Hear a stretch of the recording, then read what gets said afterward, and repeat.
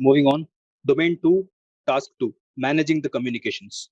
If you are well versed or at least if you have gone through the PMBOK guide 6th edition before, you'll understand clearly that this task that you see here in the top left corner, this is nothing but the knowledge area called project communications management. It's directly linked to that knowledge area. So during our classes, we will cover this topic much in depth.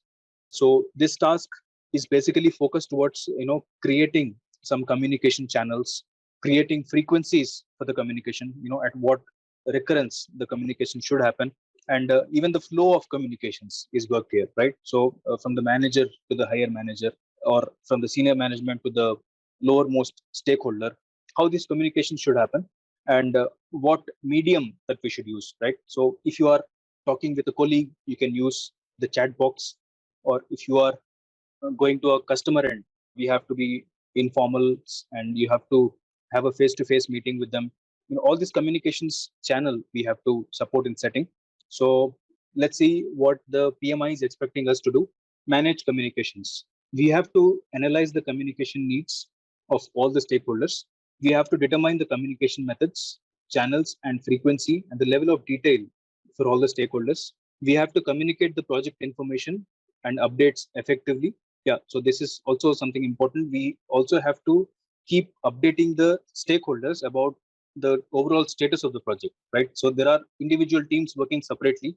What is happening in the other team might not be, clear to the other team, which is maybe sitting in a totally different building. So these communications, even within the team, within different teams, and to the cross-functional teams, they all have to be arranged much effectively. And then we have to confirm the communication is understood and feedback is received. We also have to get a feedback from the customer, not just the customer, but also from the teams within, that the communication is understood, that there is no misunderstanding. We still have to bring milk and eggs separately. Okay, so please go through the bullet points here. This will help you for your preparation in this task. And here are some examples where you can see the example questions. Moving on, domain 2, task 3, assess and manage risks. So here we need to understand the difference between risk and an issue. Risk is something that is going to happen, and issue is an ongoing problem. So again, similar to the previous task, this task is also directly linked to the project risk management from PMBOK Guide 6. So we have to study the complete processes that are involved in the project risk management. There are multiple processes there.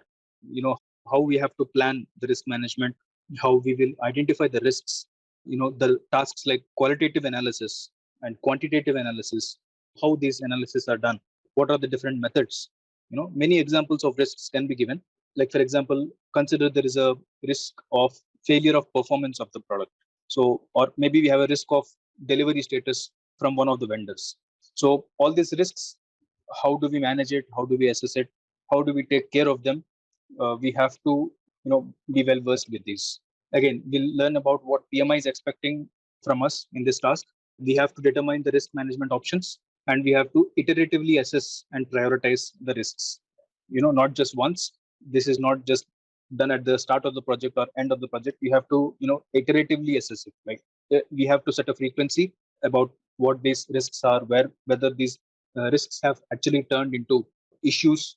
So it is a project manager's duty. So again, to pass the questions from this task, you have some bullet points or hints to prepare.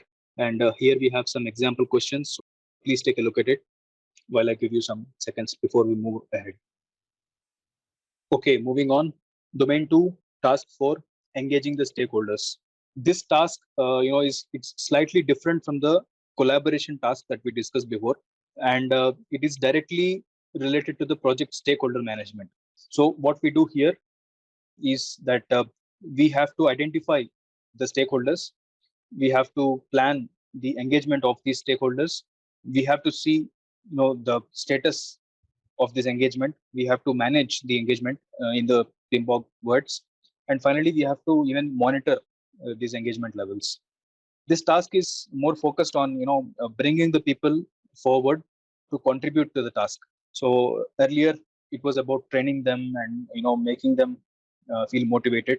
or mentoring them. But here it's more towards making the people come forward to contribute for the work.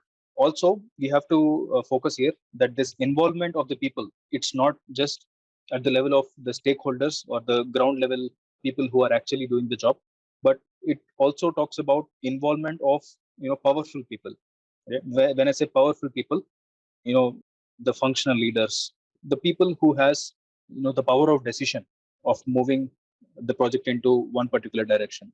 These people who are impactful, they help a lot in the project. So we have to find ways also to engage them, right? They are also the stakeholders. So to know this, we have some tools like power interest grid. Such tools we will learn in the lessons to come. So what happens here in the task, what is expected of us from PMI is that we have to analyze the stakeholders with the help of the examples that are given here. As I mentioned, power interest grid, the influence and impact. We have to categorize the stakeholders, how we have to categorize and all we will learn. And then we have to engage the stakeholders by that category that we have identified. We have to develop, execute, and validate a strategy for the stakeholder engagement. So I hope all these statements are understood well, and they are all self-explanatory. Okay, and here we have some key points which will help you learn better for this task in the exam. And then here we have some examples. Please go through them before we move to the next task. Moving on, domain 2, task 5, plan and manage budget and resources. So a quite important topic in terms of monetary flow. So, and as you can see, this is again directly linked to the PMBOK sixth guide, the project cost management. So what we should learn here, there are so many processes involved in the project cost management as well.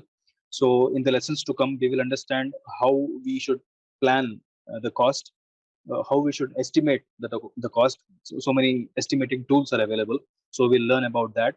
And then how to determine the total available budget, right? So the organization may have a different budget level, and the project might have a different budget level, right? And similarly, the teams are also having their own individual budgets, right? So sometimes there will be conflicts about whose budget we should use to perform a task. So all these conflicts are also linked to this cost management. And how to control the costs. Sometimes we spend more for development of a product. So some vendor might actually charge us more than what we have anticipated in the beginning. So how, in these cases, the costs go up, right? So how do we control these costs? So all these things are to be expected from the task. So for the exam, what we need to prepare is as shown here.